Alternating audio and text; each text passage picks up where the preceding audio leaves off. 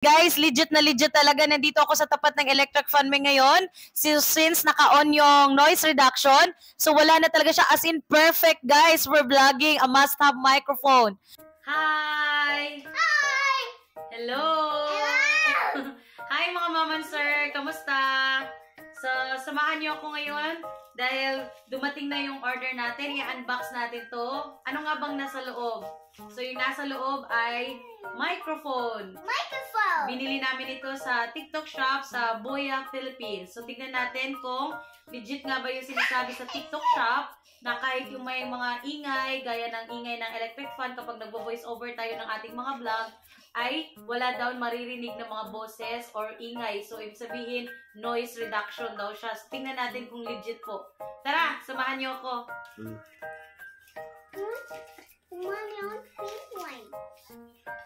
There's also a bed in the TV, Mommy. There's also pink microphone in the TV. This one, you're going to use one? Yeah. That's why, Mommy, I'll see. Ayan! So, ito nga yung microphone na sinasabi ko sa inyo. So, excited na ako na subukan ito. Tara, buksan natin. Mommy, I'll put me. Yeah, oo, later. This one is for you. You pop it muna. Ayan.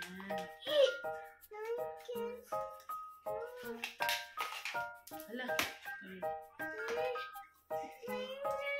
Ayan. So, dalawang microphone nga itong kinuha namin dahil tig-isa nga kami ni Papa. So, ito na nga guys, yung Boya microphone BYV2.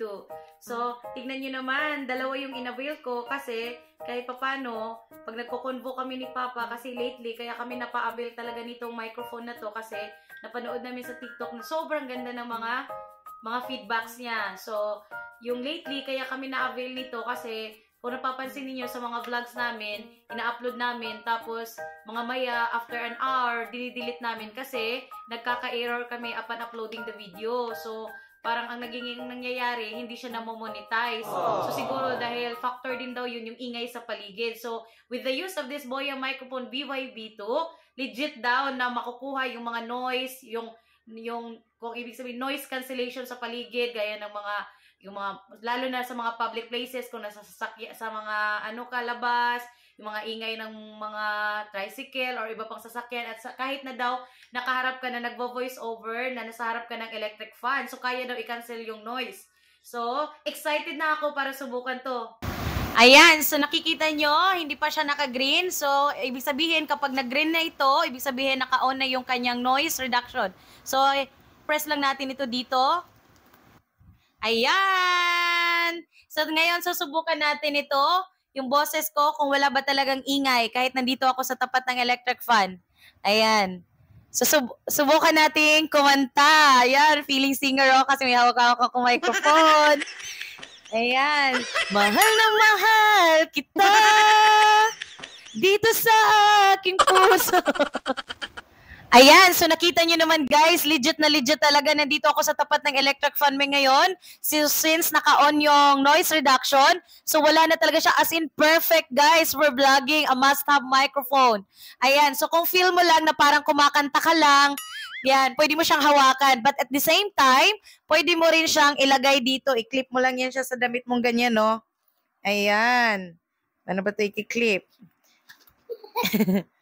Ayan, so i-clip mo lang yan siyang ganyan. So while talking, so at least, free hand ka. Pero kung gusto mo namang hawakan, pwede rin naman. Tapos second, yung ikinaganda daw sa qualities nito ayon sa TikTok ay kahit malayo daw tayo ay buo pa rin ang ating boses kahit na tayo ay nagvo-voice over. So ngayon, tara subukan natin. So ayan guys, nandito ako, lilipat nga ako ng pwesto. Titignan ko kung buo pa rin, kung maririnig nyo pa rin ba ako. Ayan, so dito nga ako sa may hagdan namin. Ayan, so buo pa rin yung boses ko, di ba? Grabe, napaka-legit talaga. Tapos, aakit ako dito sa bandang hagdan namin, kung buo pa rin. Ayan, kita nyo naman, hi! So, buo pa rin yung boses. So, grabe talaga, napaka-satisfied nitong nabili namin na Boya microphone. Ayan. So, kita nyo naman, hakbang pa ako. Hi! Ako guys, so grabe talaga. Pero naka-on pa rin itong noise reduction natin ha. So, ayun lang. Ayan, mga mom and sir. So really, nakakakilig and very satisfying yung pagbili namin nitong Boya microphone. So para lang tayo nagre-report. Ayan. So kita nyo naman. Ang ganda na ng boses ko at really magagamit namin ito sa mga future vlogs namin. Yun lang. So thank you so much, Boya Philippines. Bye!